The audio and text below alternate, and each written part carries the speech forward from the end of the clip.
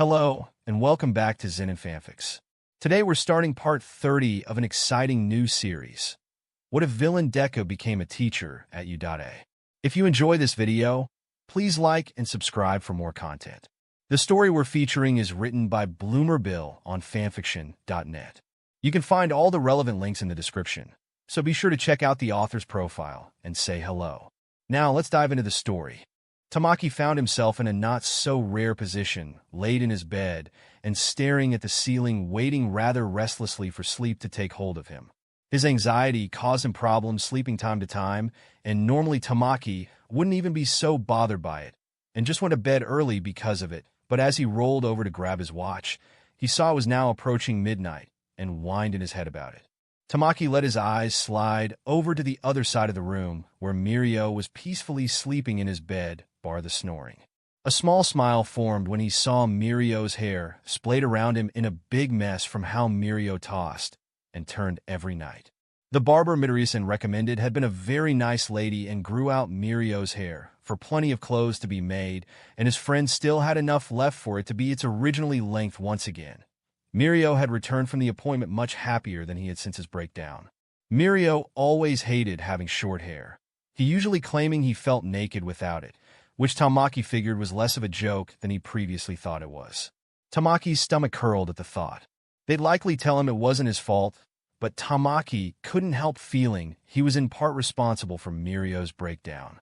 As the one who'd known Murio the longest and slept in the same room as him for a year now, it was strong not to dog himself for not noticing how distressed Murio must have been over the past year. Sure, he was overwhelmed by just about everything, but that wasn't a good excuse for why he didn't even notice for more people to pay attention to or not, and they spent almost all day together outside of class, so he couldn't even put it on that he wasn't around to notice. Tamaki really should have realized something was wrong when Murio never introduced them to anyone from his class, or even talk about them much. He and Murio have been in separate classes a couple of times, and Murio still tried to help him befriend the nicer ones. Getting frustrated and guilty, Tamaki smothered himself with his pillow to keep his small groan unheard. Murio wasn't quite a light sleeper, but he was close enough to one that Tamaki didn't want to risk waking him by being too loud on accident. Maybe I should take a walk to clear my mind. It can't be worse than laying here. Tamaki thought carefully. He pushed off his covers and slipped on his shoes. He wouldn't go far, merely around the building a couple of times, something he's done before when he can't sleep. It was something he used to do more often, but he didn't feel as safe to do so in the city compared to the shrine, and he didn't want Murio or his dad to wake up and find him missing either.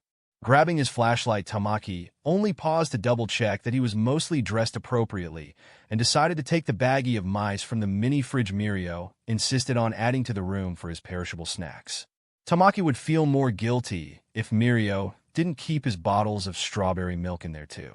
All set, Tamaki turned on his flashlight and placed it in his mouth, so both of his hands would be free, then moved to leave by opening the bedroom window as quietly as possible. Murio might not be a light sleeper, but his father definitely was, and would wake up if he heard Tamaki leave the bedroom via the door. And Tamaki pushed aside the curtains only to jump when there was a flash of pink and green, realizing a second too late that it was Oswald on the other side of the glass and about to knock on the glass.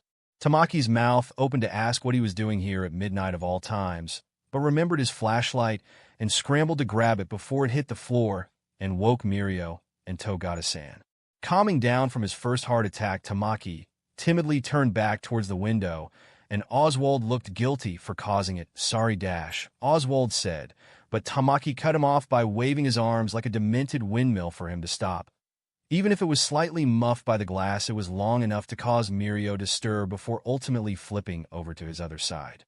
Tamaki quietly exhaled and turned back to the window, and he shakily fumbled the lock, then opened the window, Oswald helping him to climb out, and Tamaki closed it almost all the way afterwards. Oswald was going to speak, and he was much quieter, but Tamaki shook his head and waved his arms again, though not as frantically as the first time, and Oswald promptly shut his mouth. Gulping, Tamaki looked left and right, and saw it was relatively quiet. Tamaki took a deep breath to calm his nerves, and with a trembling hand motioned for Oswald to follow him. Oswald nodded quietly. Together, the two of them walked over to the stairs, and Tamaki led him up the stairs, making for the roof. Instead of the loops around the building Tamaki originally planned to take, the fire escape helped them when the real stairs ended, and the two of them ended up on the roof together in minutes. Now that they were there, Tamaki had lost a good deal of his confidence since on the way up. He had time to process what Oswald being here could mean. People do not, after all, travel who knows how long at night to friends' houses without a good reason. Especially people like Oswald.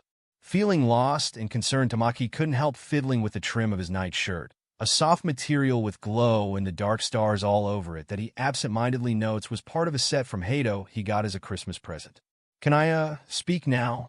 Oswald asked, jolting Tamaki out of his mind's attempt to distract him. Flustered, he nodded.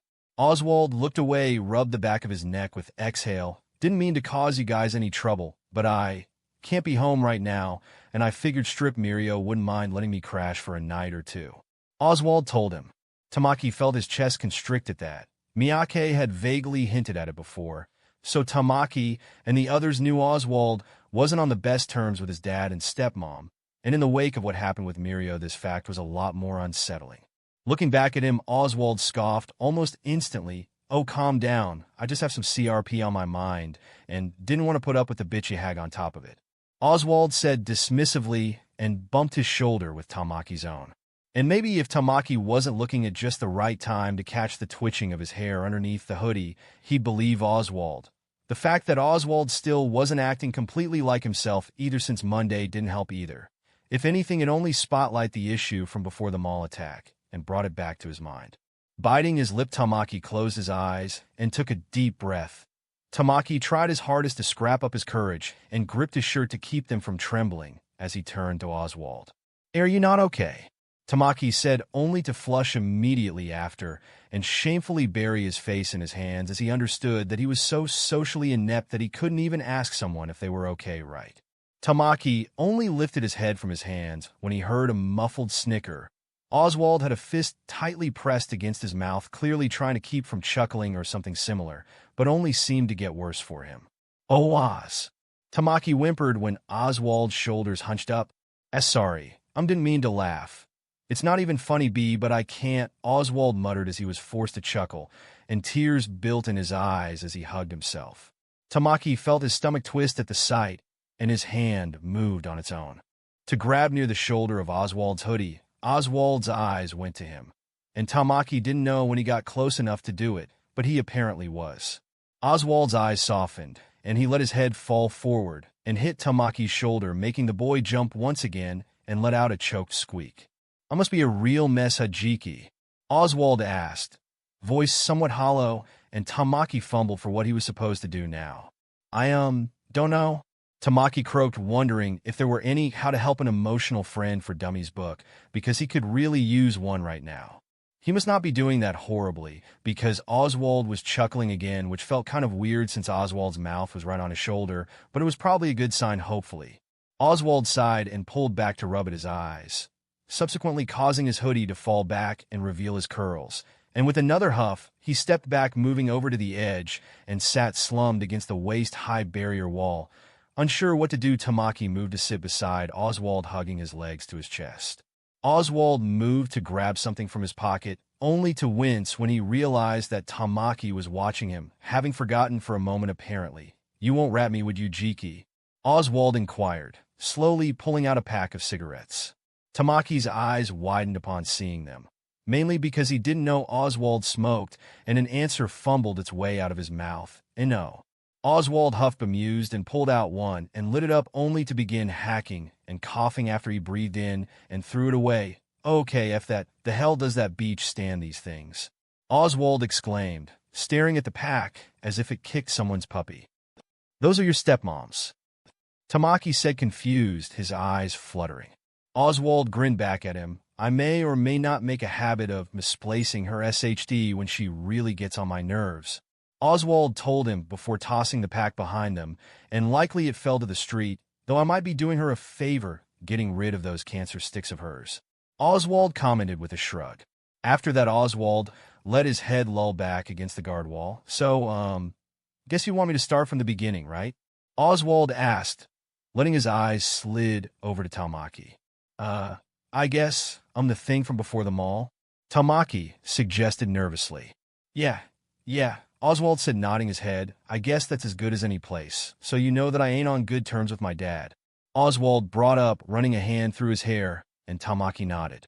Well, the reason for that is because he completely effed my mom over. He was cheating on her, and when she get fused with my Aunt Trinity, he somehow divorced her and got everything, which is super F on its own, mind you, and hated his guts because he finally screwed us all over, and it was my kid brain saying it, but I always wished he didn't, and we could go back to before his stupid affair.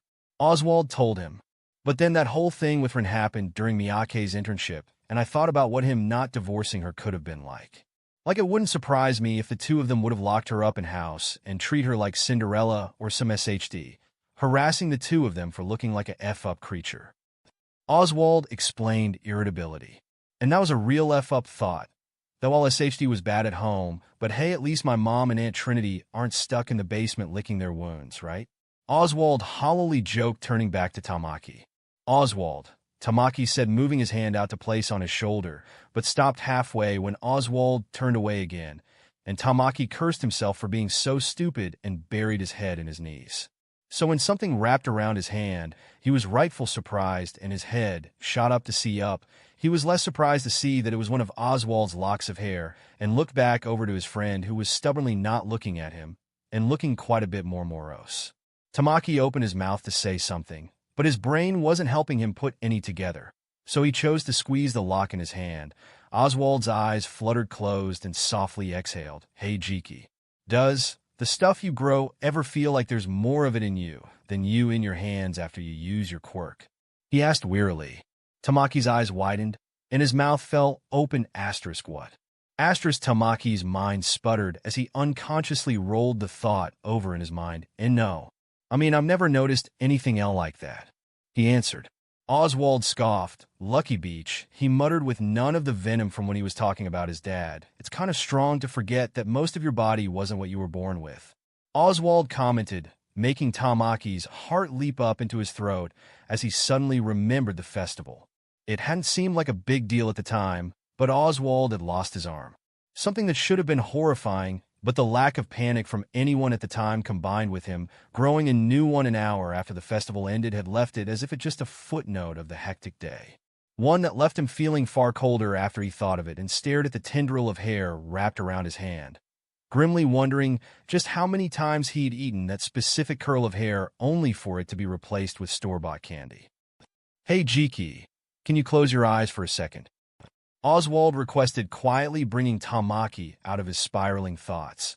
Tamaki hesitated, but ultimately gulped and tentatively put his trust in Oswald since his friend had trusted him to be so vulnerable, and closed his eyes. Oswald shuffled around that much Tamaki could hear.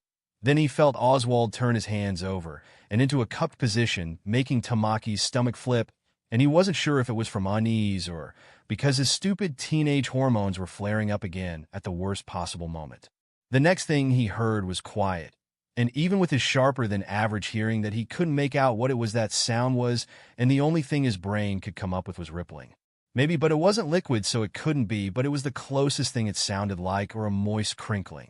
Then he felt something pulsing in his hands. It made his heart skip as he realized exactly what he was holding, and his mind started racing in circles, yelling what the F? What the F? What the F? In his head, trying very strong to not freak out and drop what was in his hands. Unable to keep himself from doing so, Tamaki's eyes snapped open, and in his hands was indeed a heart made up of the same light pink taffy as Oswald's hair, beating away in his hands. His wide eyes followed the four stretched-out pink veins connected to the organ to Oswald's chest, and sharply inhaled at what he saw.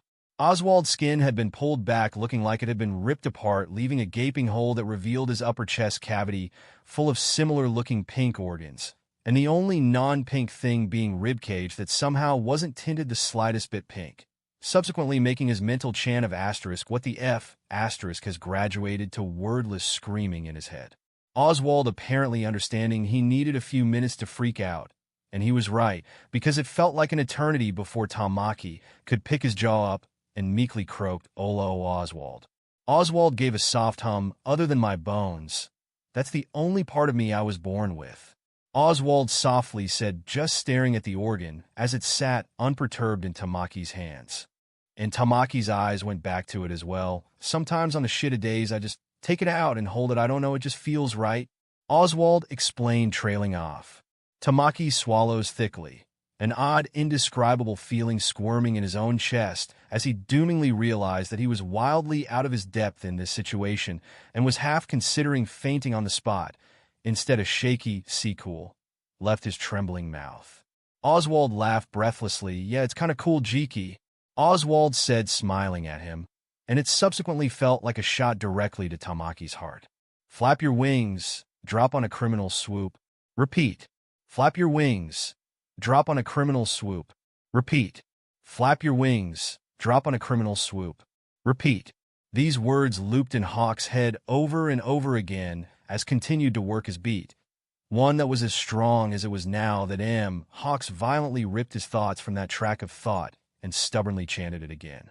Flap your wings, drop on a criminal swoop. Repeat. Flap your wings, drop on a criminal swoop. Repeat. Flap your wings, drop. A car crash loudly breaking out of his thoughts, and he shoots down to the accident in the next second, immediately spreads his wings out and to work. The 4 people involved are quickly removed from danger in mere seconds and moved on almost immediately once he was sure their victims were safe. His sidekicks could handle the paperwork. Asterisk, right? His asterisk Hawk sneered in his mind, all but rolling his eyes, since that wasn't an approved behavior in most cases. The 3 people were hired via his agency staff, under the commission's orders no doubt, and certainly there to remain him to stay on his best behavior. No skin off his nose. If those numbskulls wanted to chase his tailwind for the kickbacks, let him try. The commission couldn't blame him if their watchdogs couldn't keep up with him. But having them around and forcing him to joke around with him to play up the persona of Hawks was such a demon drag. His slip of the tongue on mixed radio show made his ratings soar, but as far as the commission was concerned, he was out of line. He repressed a twitch in one wing as he thought of the week of the retraining. The irony of it, a small bitter part of him thought privately. One he shoved out of mind as soon as it popped up and beat his wings even faster. Hawks didn't stop his breakneck pace until he hit the 6th hour of his patrol and reluctantly stopped on a water tower high up above on a building far away from his sidekicks, so he didn't have to play all buddy-buddy with them. His wings were aching and protesting his refusal to let them lay limp like they wanted to, and curled them as he was supposed to, then popped a pair of peanuts in his mouth. He wished they were heavily salted and roasted, but the commission would shoot that down, and he was stuck with the man-made low-fat ones that tasted like cardboard. What he wouldn't give to have a rab, he mentally cursed when he bit his lip by accident as he aggressively chewed and shook his head to try and clear of the thoughts that had been hounding him since the meeting with the president after he finished retraining. Given he was seated and didn't have any distractions, he failed, and he was engulfed by shame, and self-loathing twisted his heart in a vice. He hadn't felt that way in the beginning. No, he had even been deeply proud of his open defense of the quirkless, even if it was only in the secrecy of his own mind. He had no doubt it would get back to him in one way or another, and the thought of his face when he told him all about how Hawks of all people thought he could be a hero was all that got him through those 7 days. He knew he was going to get out in time to meet up with him, since he couldn't be missing for longer without drawing more attention than they wanted. So he was impatiently counting the seconds for the debriefing meeting to end so he could finish up his paperwork and get ready to meet up with the kid and be Tweety again. He hardly cared when she told him about the new sidekicks that had been signed on. They'd just be more people he'd to avoid after hours on Tuesdays, and he might even be able to push off some of his paperwork on them if he played his cards right. No, it wasn't until M. Sure Tate said his unorthodox break in character would actually turn out useful that he finally tuned into the conversation. Apparently, Deku-Sensei had been discovered while he was training, and he'd initially been overjoyed to hear it since he'd finally stopped the Hell Patrol and have more energy at the end of the day. But then she placed a series of pictures on her desk, and only his mask prevented him from giving it away as terror gripped him. Multiple candid shots of Zuri were shown to him, and for a horrific moment, he thought with ice in his veins that she'd somehow found out about his meetings with the boy before she continued speaking, and a new, more consuming realization took hold of him instead. Midoriya Izuku, the boy he'd exclusively known as Zuri, was Deku-Sensei. MDM Sure Tate had kept talking about how they could swing this to befriend Deku-Sensei, and probably a bunch more about how they were going to use him to get to the boy, but at the point it all went in one ear and out the other for Hawks. He didn't remember much more of what happened after that, and was mostly in a daze as he stumbled home to his apartment, too busy mentally turning over every aspect of his meetings with Zuri, and came to the sickening realization that he had been played from the very beginning. Even with the benefit of the doubt, he greatly wanted to believe Zuri that his first meeting with him wasn't maliciously planned out, which he desperately really didn't want it to be, because Zuri was the boy who gave him the freedom to be Tweety and fed him such incredible and tasty meat all the time and let him cuddle him all he wanted. No matter how painful it was to acknowledge, Zuri had to know that he was Hawks the second time and had been slowly worming his way into Hawks' heart by indulging his every whim, all to get closer to a high-ranking pro hero.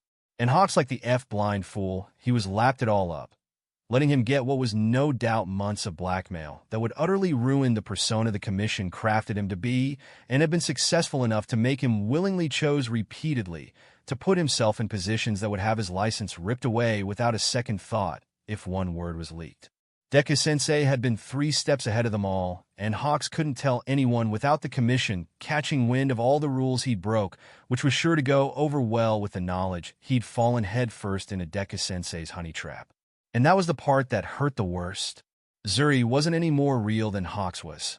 And even with all of the red flags of the situation being waved in his face, he still bought into it hook, line, and sinker. Hawks, for the first time since his second meeting with Deku all that time ago, didn't leave the penthouse, and instead spent over half the night wallowing in how stupid he was for falling for something so obvious in hindsight, mainly to drown out the pain of the betrayal, since this whole affair was likely nothing more than business to Deku. Since then, Hawks had done his best to forget about it and move on, but that was pretty strong to do when his new priority mission was to cozy up to Deku, and his half-baked deal with Mike was going to help with that since Deku was now working at as a TA. And if that wasn't enough, Deku apparently recently got caught up in a scandal, and he was bombarded with dozens of news channels discussing the whole thing, with various options on the matter being forced in his face, along with more pictures of him. Something the Commission wanted to capitalize on, so he had to take regular breaks to give his option the matter, which wasn't off from his real thoughts once he got the details, but apparently it wasn't the one they wanted him to have from how his handler explained it to him. And they told him that getting on Deku's good side was more important than arguing over whether Nisa should have given Deku so much power in his role. So yeah, that combined with his lack of fresh meat had left him very irritable under his calm facade. But it was better to be bitter than drown in the guilty hate spiral his mind devolved to every night when he laid in his bed nowadays. And unfortunately, it was starting to show as his wings were more frayed and starting to dull from the stress of it. Something that wasn't obvious before, but was much clearer in his larger and darker wings. Sick of his thoughts, Hawks jumped back into the air against the protests of his wings and took off as fast as he physically could to escape them for a little while longer. Flap your wings, drop on a criminal swoop. Repeat. Flap your wings, drop on a criminal swoop. Repeat. Flap your wings, drop on a criminal swoop. Repeat. Hawks huffed as he glided between the dockyards over Sunset. His patrol would be over soon, and he could finally go back to the loft. And on the plus side, his sidekicks were probably still busy processing the child smugglers they found, so he'd probably hear another good 2 minutes to himself before they come yapping at his heels again. The weather had lightened up from the drizzle of that morning, so it was the perfect conditions for a flight, and he tried not for the first time to push all of his troubling thoughts to the side and just enjoy something for once in his life that didn't have any ulterior motives pulling the strings behind it.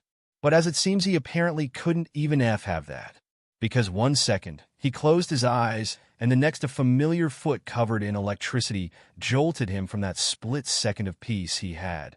Then he plummeted to the ground and crashed strong. He tried to whirl around despite the pain in his chin, but 2 feet collided with his shoulders, kept firmly planted him where he was, and knocked his head against the ground again, making him hiss involuntarily. The wave of low-level paralyzing electricity was as familiar as the voice that came next. "There you are, pretty bird," Ryen Vespa hissed. The once flirtatious tone to the man's pet name for him was completely lost, and if he could move his body, he'd have to hold back from tensing up. Ryen in all of their interactions so far had been relentlessly salacious, and the tone that was just used was a far cry from that with how cold it was. Hawks could even feel Ryen's eyes fixed on the back of his head. You know it ain't nice to disappear on people, Tweety. Hawk's heart traitorously jumped from misplaced excitement of the name and cursed himself for it. You're real lucky the kid's as understanding as he is. I mean, it's one thing to be busy with work. Anyone would understand bosses SCK like that. But it's another thing to ghost a person on purpose, Birdie. Ryen hissed, digging his right foot into his shoulder, and he whimpered from the pain of it. Normally he wouldn't. Ryen wasn't pressing that strong or using that strong of a current to keep him pinned, but Hawks hadn't been eating meat and his body was still recovering from the week of retraining. However, it was what Ryen said that caused a seed of worry to bloom. During their multiple interactions, the man hadn't said anything about Deku other than how he was one of Deku's favorites. But now he that knew Ryen was probably aware about Deku's meetings with him and could out him if he wasn't careful, which was something he hadn't factored in when he skipped his meeting with Deku. Ryen lifted up his foot, instead leaning down so that he could feel the man's breath on the back of his neck. You ever wonder why those handlers of yours always ask you about what I say to you after? Ryen questioned, distracting him from mental cursing himself. Ryen, likely knowing couldn't respond if he wanted, didn't wait long and answered his own question. Well, you see, pretty bird. He purred threateningly right against his neck and jolted when the man ran a hand down his left wing. As much as I love having a big pretty predator like you under me whimpering, those bugs they put in your wings are easy to shut off with a low-level current like this, and they can't hear us HD until someone personally reactivates them. So it's just the two of us, Tweety. Ryen explained, pulling out one of the small and near invisible mics for him to see. Hawk's eyes widened at that. They had never told anyone about that, and of course he wasn't aware that Ryen or any of the Vespas knew of the mics and trackers that littered his wings. And as relieved that his connection to Deku wouldn't be outed, Hawks felt paranoia gnawing away at him as he wondered just what else the Vespas could know about him. Getting back to why I'm here, the kid misses you. Ryen told him, and his body managed to tense up, and Ryen scoffed. Yeah, you're pissed he didn't tell you about his day job. But you weren't innocent of that SHD either, Tweety. Deku might have known you were a hero, but you sure might a point of hiding that CRP as best you could from him, didn't you? Ryen snapped back at him. Hawks felt a gut twist at the comparison. Deku's honey trap wasn't anything like what he was doing to hide his identity, only to whimper again as Ryen increased the voltage briefly. You ever wonder why I chose to call you Tweety of all things back when first met Pretty Bird? Ryen whispered directly in his ear, planting his hands on each side of Hawks' head to keep from falling over. Hawks kept his jaw clenched to keep from biting his tongue off, so he wasn't quite in place to give a real answer. It's 'cause you're the commission's canary in the coal mine, Ryen told him, and he scoffed in his head as his bird species was once again misidentified before the man huffed.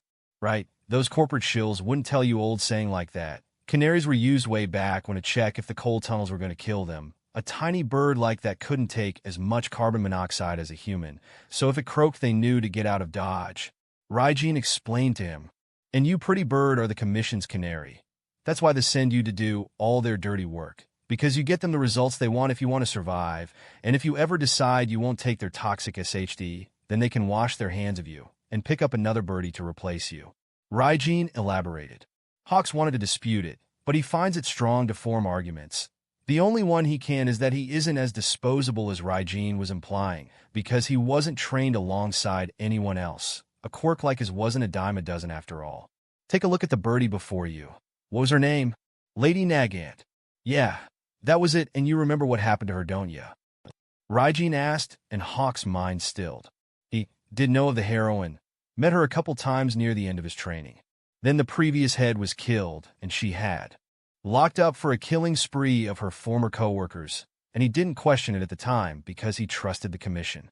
But he remembered the look on her face the week before the head was killed, the horror of it as she found him standing over the target of his first kill mission, her dragging him away from the body and forcefully cleaned him up before feeding him his first taste of ice cream. He couldn't see that distressed woman as the unstable killer the president told him she was, and that left him with a deeper, unsettling feeling, because what else could MDM Sure-Tate be lying to him about her? Because he knew that Lady Nagant was unquestionably the one to kill the former president. He was in the building when it happened, and she had tried to escape with him, but he'd taken her down instead, and the pride of it was quickly flushed from him. A curl of Ryen's toes brought him back to the world. So you do know what I'm talking about, Pretty Bird, good. Then you know why the kid's been working strong to find a way to get you out of that shithole? Ryen said. Hawk's mind screeched to a full halt. Asterisk what? Asterisk Hawks thought his brain still trying to reboot. Perhaps like a mind reader, Ryen began chuckling. Oh, pretty bird, Deku laid claim on you the second he saw you. And he won't stand for the commission, keeping you caged the way you are. Ryen told him, his voice returning to the more flirtatious side, and continued to purr in his ear. You have no idea how far he'll go to protect his people. And you've been his for a long time now, pretty bird. The thinly veiled admittance of possible violence and clear claim of possession on him should have at least left him unsettled, but Hawk's heart all but leaped at it, a traitorous warmth growing in place of the deep stab of pain in his chest. So, if you ever feel like those bastards are going to clip your wings, know you'll be safe in the districts. Everyone knows you're one of his and won't give you any trouble. Ryen whispered much more quietly, and the invitation to what was exclusively Deku's territory caused an odd fluttering in his chest. Hope you get your SHT together, pretty bird. Deku is forgiving, but he won't wait around for you forever. Don't get me wrong, but as a two-toes Deku takes rejection way too well and won't fight you if you don't want to see him again. Ryen commented, and Hawks felt a spike of guilt at that, remembering the things he read about two-toes.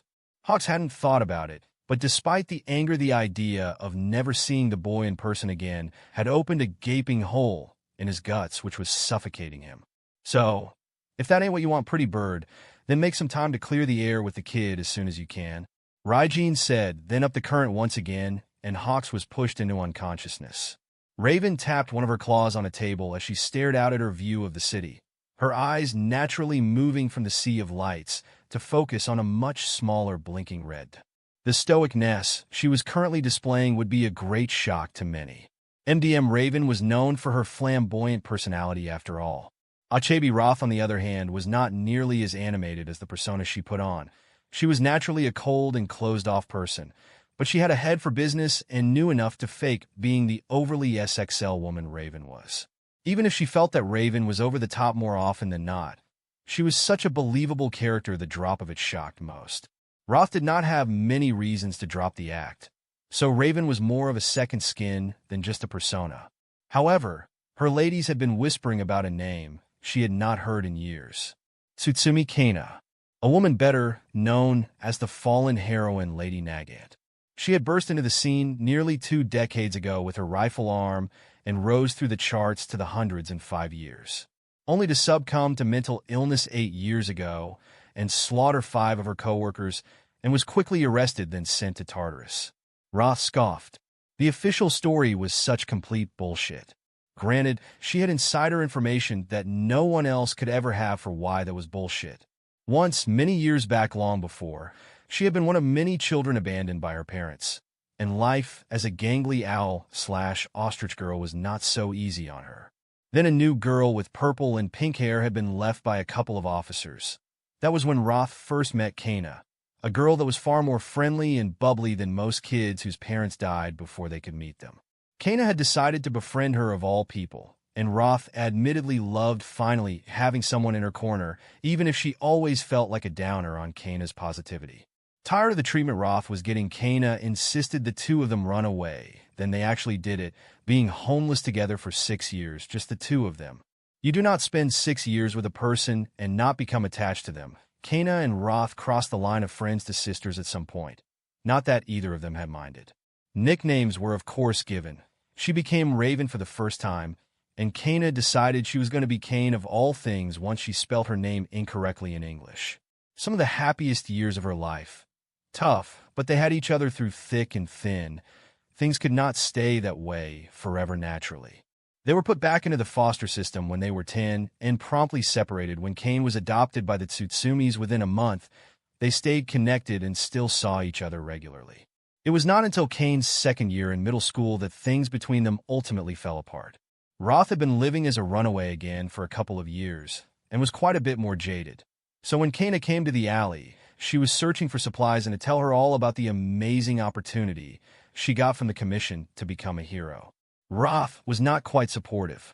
It sounded too suspicious to her. Having the commission personally stop by to offer you training to become a hero just felt wrong in some way, and she wanted Kana to understand why she should not leap at it like she was.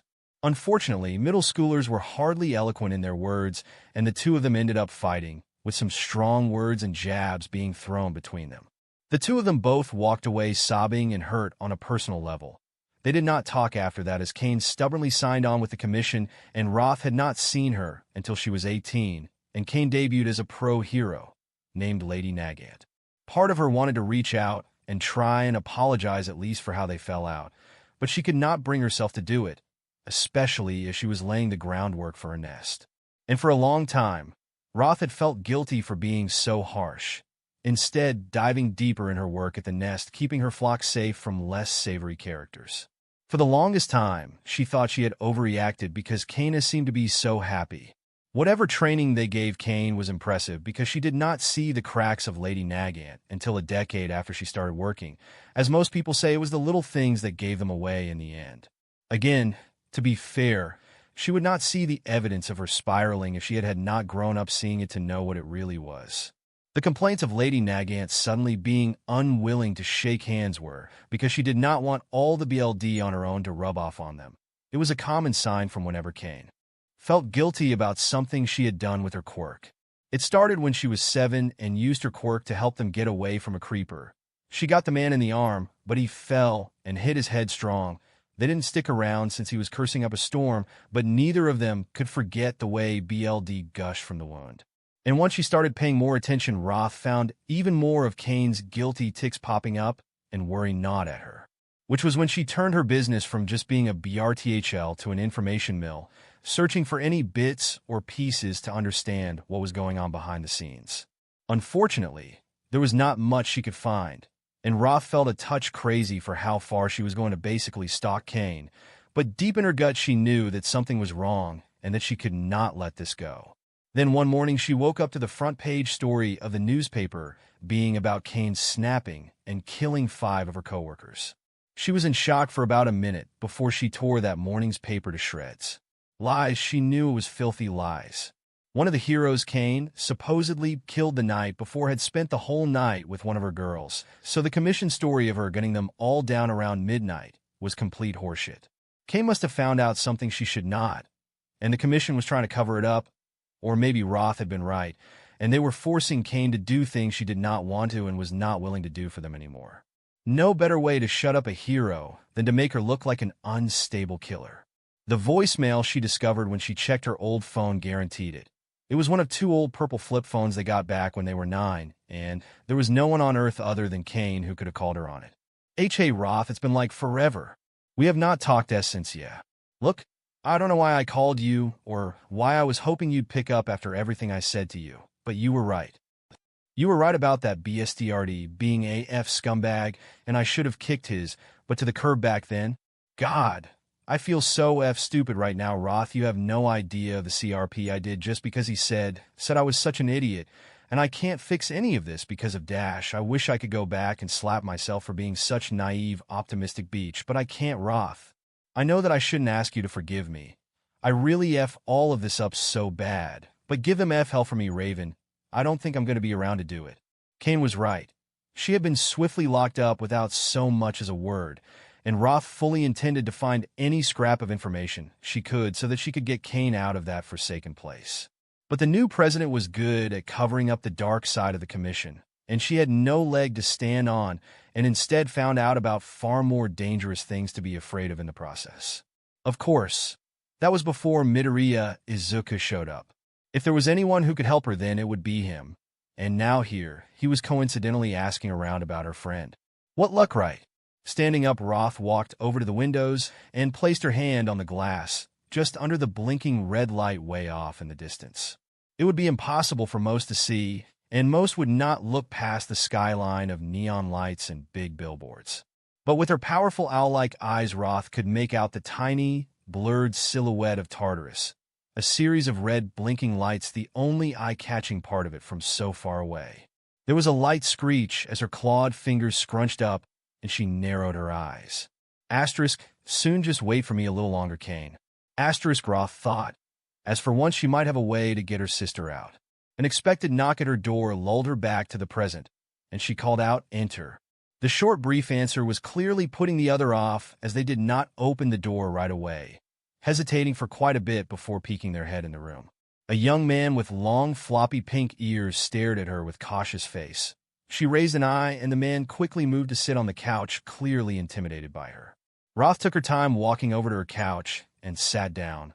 She threw one leg over the other and grabbed her cigarette stick to light up. Roth took a deep drag before she turned back to the Vespa with hooded eyes.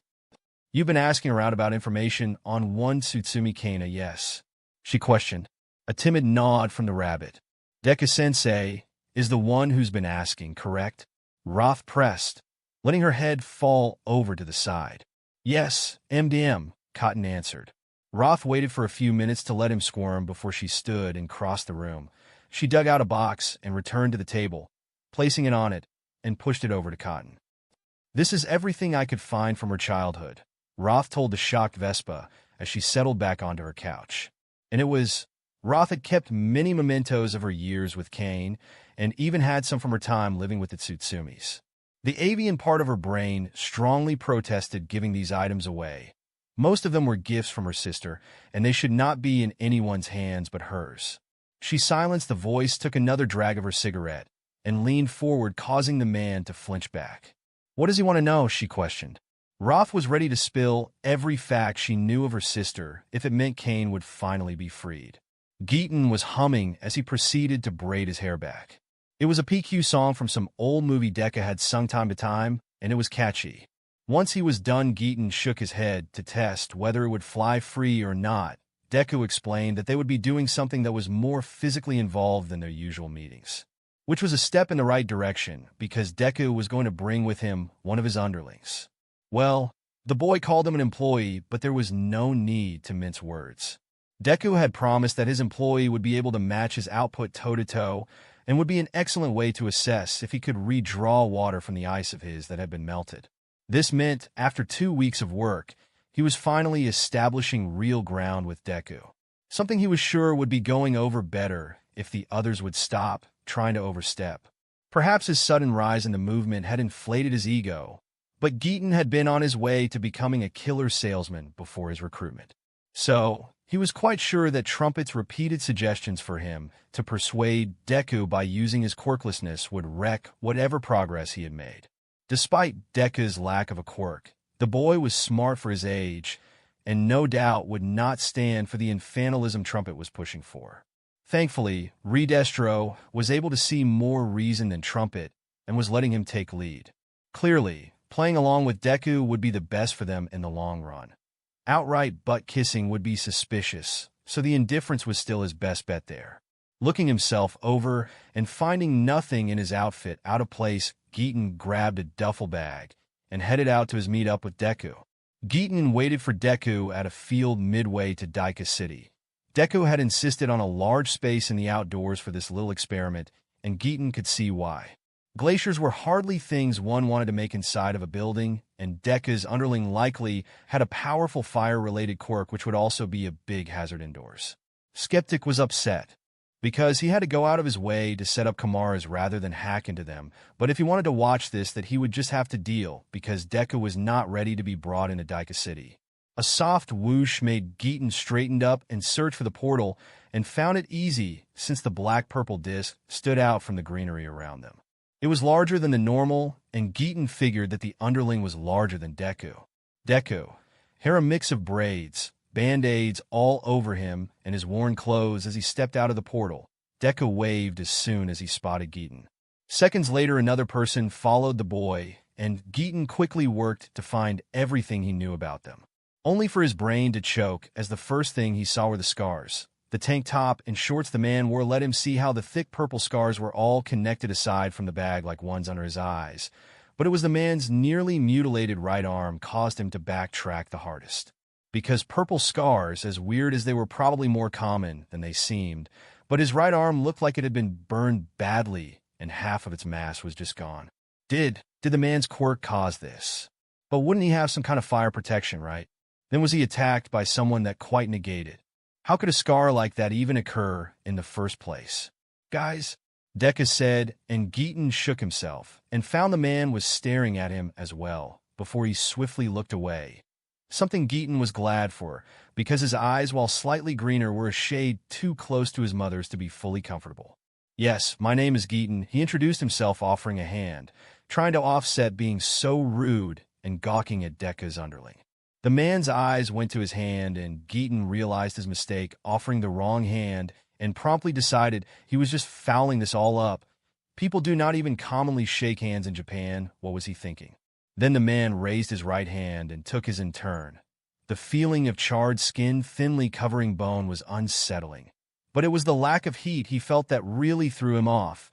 If anything, it was the same clammy cold as he felt from other powerful ice-quirk people. "Dabi," the man told him after letting go of his hand. He wondered briefly if the man was using an alias or his legal name before Deku loudly coughed, bring their attention back to him. "I have the Kamara set up. Are you guys ready to start?" Deku asked, and Geeton nodded, quickly moving over to stand on one side of the field, with Dabi moving to the other, giving them well over 200 meters of space between them. "Okay, when I blow the air horn, we'll start. Only use the lowest percentage of your quirks and slowly increase for the next. Oh, say 5 minutes, all right. Remember to try your best to match each other." Deku loudly called. "Yes, Deku." Geeton replied at the same time. Dabi dismissively said, Yeah, worm." Geeton raised an eye at the name, but Deku blared the horn, and he raised his hand to unleash a wave of ice, and a wave of bright blue fire met his ice halfway. Geeton found himself taken aback that Dabi's fire was so powerful, and he had to ramp up his quirk to match Dabi and keep from losing ground, only for Dabi to raise his firepower, making him similarly adjust to meet it. As this escalation continued, mist descended upon them, and steam filled the air to the point Geeton could no longer see Dabi anymore, and just the light of his flames making his eyes shine and reflect off the steam. At some point, Geeton had to raise his other hand to double his output, and the humidity was getting atrocious, and he was certain that whatever Kamara's skeptics set up were ruined, and he might have taken just a pinch of joy out of the fact. The tension of occasional losing or gaining ground made him quite a bit thrilled by that. And he was certainly more invested in this tug-of-war than he thought he would be. Using his quirk like this wasn't an everyday thing, and as boggy it had gotten, he certainly would be looking forward to a redo. He got so into it the sound of the air horn completely spooked him, and the break of concentration let Dabi gain a lot of ground, and he froze in the face of being hit full force of Dabi's clearly powerful fire with no way to escape it. It got to be only 3 feet away from him when it strangely stopped and recoiled in on itself. The heat was unbearable for that 1 second, and as shameful as it was, he fell back as his legs gave out on him. Still stunned, Geeton merely watched as the large plume of fire whipped around and quickly was snuffed out, the fog being dispersed by the flame's movements and revealing that Dabi was controlling the remaining fire solely with his right hand. He had expected Dabi to be powerful, but to this extent it was certainly overwhelming, and he had thought he would be prepared for it, but clearly he was not. "Are you okay, Geeton?" Deku called, and Geeton quickly got back up to his feet, not wanting to look weak in front of either of them. "Yes, just fine, Deku," he assured as he tried to recollect himself. Deku's eyes stayed locked on him, making his skin crawl even from so far away, as he could not tell if Deku's calculating gaze was negative or positive. Deku's eyes eventually shifted off him and over to Dabi, not taking as long to examine him before speaking up. "I got everything, and we'll start reviewing the footage. You two should go cool off. There's a lake cove 5 minutes that way." Deku called out points somewhere before he grabbed up his Kamara. Geeton made a mental note to ask for the footage for Skeptic later and quickly moved to follow Dabi. Deku was already established for regular meetings, so he needed to focus his efforts on getting Dabi's contact details and making some kind of connection with him to also get him in on the movement. Someone with such a strong quirk would clearly be a major boon to them. Geeton had to run to catch up with Dabi, which he did before Dabi reached the water. Given the short walk, Geeton was half considering that Dabi was slowing himself down to let him catch up. Something that was odd, but easily dismissed for now, since it was something in his favor currently. Once they got to the water, it was clear why Dabi had chosen to wear something considered less than formal. Dabi took off his top and proceeded to go straight for the water and fully submerge himself. Geeton waited for Dabi to come back up to start. He spoke only to realize that none of his business openers would work in this situation, and he had no idea how to start a conversation naturally on so little information. Eventually, he strung some words together. "So, how did you and Deku meet?" Given Dabi scoffed and gave him some side, it wasn't the best opener, but considering he hadn't said anything about the man's scars, it clearly wasn't the worst thing he could have said either. Then again, since Dabi was in the water in nothing but shorts, he might not be comfortable talking with a stranger half-naked. How did he overlook that second part? "Kid found me in a warehouse when I was sick as a dog and decided that apparently I was prime mall cop material." Dabi answered as he settled into leaning back against the log of a fallen tree, his arms on it like the back of a couch. "Oh, I see." Geeton fumbled. That was very much not the answer he thought he would get, if he even got one that was not to tell him to F off. Dabi huffed, clearly bemused, and rolled his eyes. "Yeah, the Took doesn't have the highest hiring standards, just picks up a bunch of strays half the time." Dabi commented, still no clue how the hell he saw my scrawny, but in thought, "Yeah, I'll leave the south side to this son of a beach." Dabi grumbled and lowered himself in the water. Geeton immediately straightened up, shocked. "The south side," he repeated. How could not know such an infamous area and that Deku had strong ties to it? Skeptic and the others theorized that he might have lived there at some point, but to have such strong control over it that he had people like Dabi guarding his territory there, it just made him think that he might have underestimated Deku's influence to an extent. "Yeah, it's a pretty big SHD hole, but it's Deku's in all but name. And the people ain't bootlickers, but they sure like to embrace the ground he walks on," Dabi mentioned offhandedly. "I see," Geeton replied, mentally filing that away for Redestro. Finding solid info about the south side was difficult because the damage over the years left it a technically dead zone compared to most places, and sending someone in was also out of the question since the locals would go nuts over it. "Oi," Dabi called, and Geeton realized he must have gotten caught up in thought and cursed himself. It was the first rule of closing a deal. Paying anything less than full attention to your client would screw you over, and Dabi didn't look pleased at being ignored even for the minor lapse. "You know why the worm brought me here, don't you?" Dabi questioned, and Geeton tensed up, suddenly feeling like this meeting was not just about recording how his quirk worked. His silence must have been telling cause. Dabi scared and shook his head. "The worm knows a lot more about you than you think, Kiryu," Dabi cryptically said, and Geeton flinched back at that. Dabi raised a brow at that. "Including just who your father is, a Himura Shigeo, if I recall correctly." Dabi purred, and Geeton could not help it as a layer of frost bloomed at his feet as he glared at Dabi. "And just what business is that of yours?" Geeton snapped. He never wanted to hear that man's name again after all the years of his mother blaming him for driving the man away, as if he was some BSTRD that screwed around. Dabi's head lulled to the side. "Seeing as he's my grandpa, I think it's plenty of my business, Aja Geeton." Dabi spat back. Geeton visibly reeled back at that. Shigeo had not had any other affair kids as far as he knew, and the only kid he did have on record was his half-sister Rei, and all four of her kids' pictures were blasted online on a daily bar, the youngest Shudo, and the oldest, because suddenly everything snapped into place, and Geeton sharply inhaled as it dawned on him to whom he was speaking. The oldest son, who was only a year younger than him, and the boy had died years ago, an unsupervised training accident a decade ago, one that would leave the boy covered in such awful scarring. Tuya shot him a thick glare, and the water around him started to bubble. "You finish. And I don't care what the Took says, I won't leave anything of your pathetic, but for there to be recovered by whatever dumbass actually gives a F about you." Tuya hissed venomously. Despite knowing Tuya could not be related to his mother in any way, his eyes were just as chilling as hers were, and flinched back, ducking his head slightly. "Todoroki Tuya." Tuya snarled as he walked out of the water and looked him dead in the eye with steam rolling off him. "Died 9 years ago after he had enough of his father abusing him and his siblings in the name of surpassing all might by any means necessary, even if that meant putting his oldest son in ground to keep him from taking his precious masterpiece away from him." To Dabi hatefully spat. "I'm sorry, I didn't dash." Geeton tried to apologize, but frankly, he did not know what he should be apologizing for first, considering he had clearly crossed many lines with his apparently still alive nephew. "Of course you didn't. After all, who on earth would think that man who bought his wife and forced her to have 4 kids and burns thousands of people to death every year could possibly be an abusive father on top of it, right? Dabi questioned him, now nose to him, his heat radiating off him in waves. Dabi dash, Geeton whispered, but Dabi sneered at him and stomped over to grab his tank top. No, I don't know what the F the worm was thinking, bring me along to meet your frigid, but dash, Dabi angrily exclaimed as he tried to leave, but Geeton interrupted him this time and grabbed his left arm to yank him back.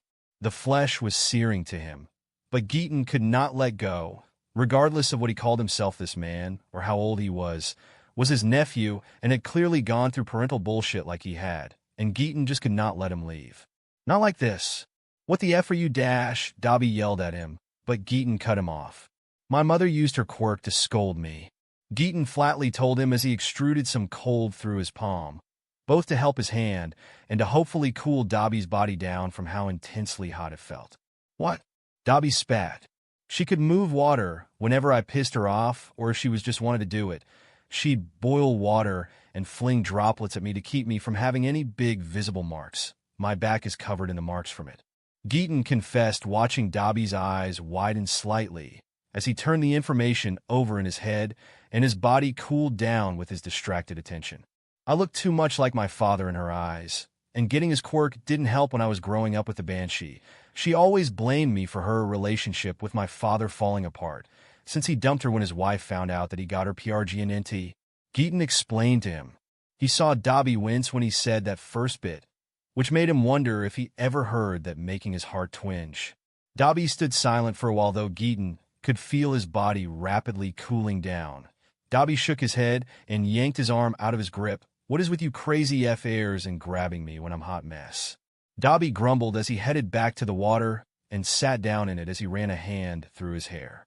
Geeton turned down to his hand and saw it was a tender purple, and he flinched when he touched it.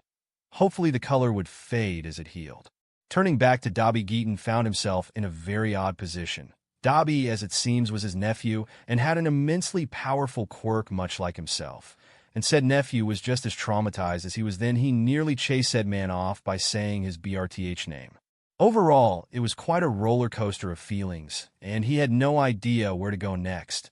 He'd always known he had family outside of his parents, and he hadn't bothered to try and reach out to any of them, but now that one of his nephews was right here in front of him, he could just ignore him either. But what kind of relationship does he even want to have with Dabi? Feeling overwhelmed, he ran both his hands through his hair and took a deep breath before his eyes slid back over to Dabi, who was not looking much better than he was feeling, something that caused an odd tugging sensation to rise in his chest. Geeton moved over to the bank and started to take his shoes off, aware that Dabi's eyes were on him now, and did not stop what he was doing. Once he was done, he waded into the water and sat a couple of feet from Dabi. You know you're going to ruin your suit, right, dumbass? Dabi asked after a few seconds. Geeton acknowledged him with a hum and nodded yes, he answered. Verbally, then the two of them fell into neither a tense nor comfortable silence. Sitting together then and there in the water was odd, but Geeton did not feel the need to say anything or move from where he was, water lapping at him, even being somewhat relaxing in some way. So, your mom was a beach? Dabi asked after a little while. Dad isn't much better. Never wanted anything to do with me. Not sure if you've ever met him. Geeton replied. Once, I don't remember, it was like 2, I think. Dabi told him. Good, he's a pages. Geeton could not help commenting. He had the dubious honor of meeting his father exactly once, and he regretted wasting so much money to do it. Dabi scoffed. Guess that's something we both have in common then, Dabi said, and Geeton could not stop an unattractive snort from leaving his lips. Yeah, he agreed, looking towards Dabi, and a small smile formed on his face when he spotted Dabi's hidden behind his crossed arms. Waking up in an almost completely empty room with an endless maze of halls and rooms with the occasional window revealing a similarly limitless black and purple chasm outside wasn't a normal thing. However, over the past decade, Oboro had become rather used to the muted cream walls and dark hardwood floor. Familiar enough with some of the twists and turns, the markings he gouged into the walls were no longer landmarks, but footnotes of his first years here. Raising from where he laid, Oboro stretched, wondering how long Kuro had been inactive, because he felt more refreshed than on average. Oboro looked around the small room he'd ducked into. He hadn't had much time to see it when he felt Kuro slipping under and rushed to make a bed appear. Technically, Oboro didn't need to sense the times before he could manifest stuff, and the maze didn't leave him worse for wear without one. But he mainly did it to still feel, at least still somewhat human. Oboro nearly thought he'd ever questioned such a thing, but that was before the building collapse and the potato BSDRD himself. Leaving the small room, Oboro allowed his mind to wander back to that time as he started his walk through the corridors for the day. It was such a good day at the start, a three-way call between him, Hisashi, and Shoyuta, where the two of them were teasing Shoyuta about something. Oboro was 50%. It was about how Shoyuta had picked the same agency as an older, recently graduated student he denied having a crush on. It had been too long to remember the exact details of it, when he had chosen to prioritize other memories to keep from completely losing himself in this place. And most of that day, it was just another one of his internship, until nightfall, and he was heading over with his mentor to surprise Shoyuta with the three of them going to supper together. Then there was a building collapse, and the surprise was ruined as they met up with Shoyuta and his mentor on the scene. His memory of the night wasn't quite the best, though he could remember his horror, as the building shifted again with him, and Shoyuta's still inside, getting a kid out of the building. He was tired and couldn't do anything strong enough to get all three of them out in time, and in a split-moment decision, he forced the kid into Shuta's arms and forced both of them out of the building as fast as he could with his quirk. The building came down on him the next second, so recall of what happened next was very hazy, though he really hoped he at least managed to smile one last time for Shoyuta. He'd hate for his best friends to not at least have the comfort of his last face being a happy one. Then the next time he was fully conscious, he was strapped down to a table with Potato BSDRD talking his mad scientist about how he was reacting well to the new quirk and their failed capture of Shoyuta wouldn't be a total waste. To say it wasn't the best thing to wake up to would be an understatement. Still tied for worst on his list of bad ways to start a day. The shock of his circumstances had kept him from freaking out right away and let him play along as a loyal little Nomu.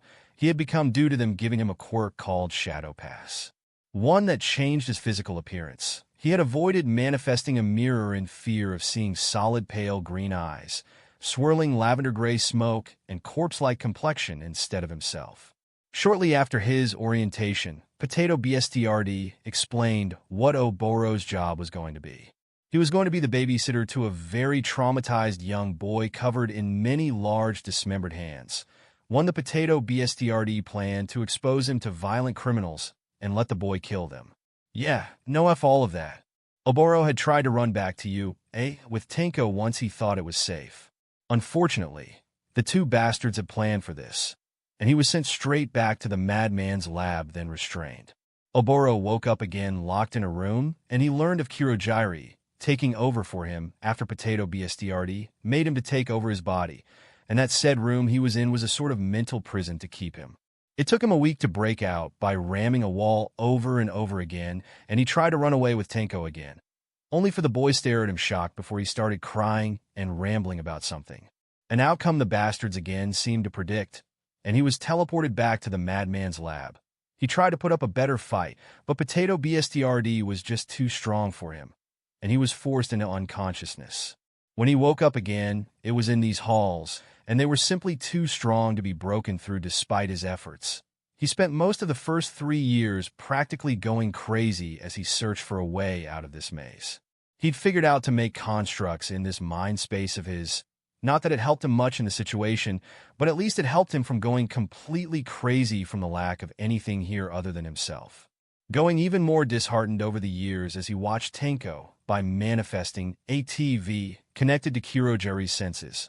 Only watch on helplessly as the boy was being molded into a violent man by Potato BSDRD's manipulation, and rooting for Tenko every time the quirk messing with Tenko's mind was broken, and yelling for the kid to run. He never did. Too overwhelmed to try, and his heart broke the few times Tenko had stared at Kirojiri and sang his name with horror. However, after trying and failing for about 13 years, he'd all but given up and wandered more out of habit, checking in on Tenko and Kirojiri periodically just to hear someone else's voice. Honestly, at that point, he felt more like a ghost wandering around in his own body than someone trapped in their body. Then Tenko decided to try and level up on his own, so he hired on Deku, and at first he felt sorry for the kid for getting dragged into this, But then he saw how Tenko was calming down somewhat with having that wasn't a piece of his HD around. Oboro had started carrying around a watch just so he could make sure to watch the two of them talking. Then one day, he saw that the kid brought in a pair of shoes which perfectly fit Tenko, and realized that Deku had to know more than he thought. And was just as horrified as Deku was when Deku's eyes met Kurojire's. Understanding that one wrong word and Deku would be completely erased, and started raising pure hell in the maze. Kurojire would hear him no matter what, but he didn't relent. There was finally someone that could help Tenko, and he wasn't going to let the potato Bestiardi's puppet do something to stop him, though he knew there wasn't much he could do but scream at Kurojire about all the reasons they shouldn't. That Tenko needed Deku's help, and they both knew it, that he had to see how badly the potato Bestiardi was crippling Tenko into someone that would die young without Deku's help. Then to his surprise, Kurojire did. In all those years Kurojire, and he had never agreed on anything, mainly because he insisted that Kurojire go against Potato Bestiardi and help him save Tenko and give him back control of his body. Admittedly, two things that were directly against the Potato Bestiardi's orders, and something he previously thought Kurojire would ever do. But here he was, probably going against Potato Bestiardi's wishes to do what was best for Tenko. It was minuscule choice, and wasn't much in grand scheme of things considering the 13 years of ignoring him before now. But Oboro had to know why. Why now was Kurojire willing to do this? And Oboro tried to have a conversation with Kurojire asking about why he listened to him, and was even more surprised when Kurojire answered him. My first order is to protect Mstr Tamura. It is my prime directive. It took him a minute to understand what Kurojire meant. But he did, and then asked why was Kurojire answering him instead of ignoring him like usual. You weren't quite in the mood to speak with me. Oboro crossed his arms and hung his head, because Kurojire had a point. Him screaming and demanding Kurojire to go against orders was hardly a real conversation, and Oboro hadn't done much more than that. Him cursing Kurojire out was the only other time he could remember speaking to Kurojire. If he was in Kurojire's position, yeah, he wouldn't be jumping at the chance to talk with a guy constantly cursing him out or telling him to give up control of his body. Then he was struck with the idea that despite literally sharing a body with Kurojire for years, that he knew very little about him, mainly from his refusal to see Kurojire as anything other than Potato Bestiardi's puppet.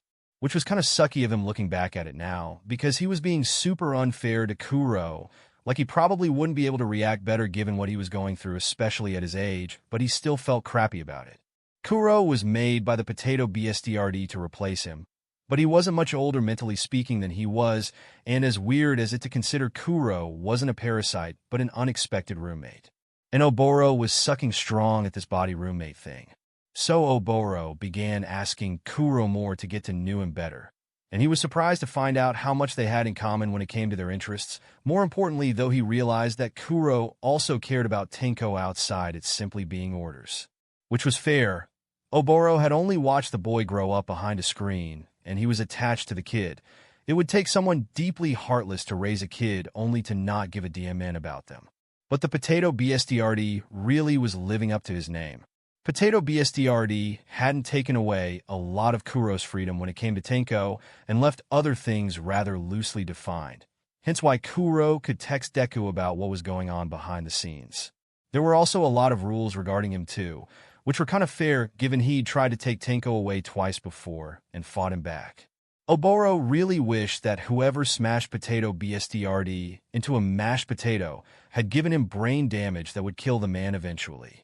Oboro was brought out of his reminiscing by his watch going off, and he raced over to the closest room and forced a TV, remote, and couch into existence, then turned it on and settled in. The sight on the screen made something warm build in Oboro's chest, and he was a bit jealous that Kuro got to see this more often than he did. Tenko was eagerly awaiting Deku to appear, looking far more alive than Oboro had ever seen him. Joy and mirth clearly making Tenko look so much better than he used to. The wrinkles and dry patches were even getting better, because Tenko wasn't carrying nearly as much anger now that he had some proper outlets for it. Tenko was also wearing the hoodie he got from Deku again. Tenko practically lived in it nowadays, and only would change if it was for work. Tenko got BLD on it and freaked out about it ruining the pattern, and never wore it during work again. Realizing that Tenko had his sketchbook and leaned forward to try and get a better look at the pages. Knowing that Tenko was enjoying creating more than destroying something just gave him even more hope that maybe when all of this was over that he might be able to help Tenko live a slightly more normal life. Seconds later, Deku appeared, and Tenko practically lit up upon seeing him, like a dog with their tail wagging behind them. And as much as Oboro loved seeing Tenko, so happy over getting to hang out and game with someone, his heart twisted with a bittersweet feeling watching them. Tenko was just so happy to be the focus of anyone's attention, and it just spoke to the volumes of isolation Tenko endured with just the potato BSTRD and Mad Doctor to talk to, and Kuro's limited ability to interact with him. Oboro's eyes slid over to Deku, and he couldn't help feeling grateful for the kid to have come into their lives. Deku, despite knowing the risks, was working to help Tenko slowly get out of Potato BSTRD's shadow, and albeit unintentionally helped him to be on better terms with Kuro. And perhaps it was selfish to push this off onto a kid, but he desperately hoped that Deku might find a way to get Tenko out where he had failed. Until then, Oboro would simply watch on through Kuro's eyes as the two boys grew before them. Thank you for joining us on this journey through What If Villain Deku Became a Teacher at U.A. We hope you found it as captivating as we did. A big thank you to Bloomerbill for creating such an engaging story. Don't forget to visit their profile on fanfiction.net for more fantastic works. The link is in the description below. If you enjoyed this video, please give it a thumbs up, share it with your friends, and subscribe to Zenin Fanfics for more intriguing explorations into fanfiction and fantasy. Your support helps us create more content like this, and we love hearing your thoughts and suggestions in the comment section. See you soon in the next video.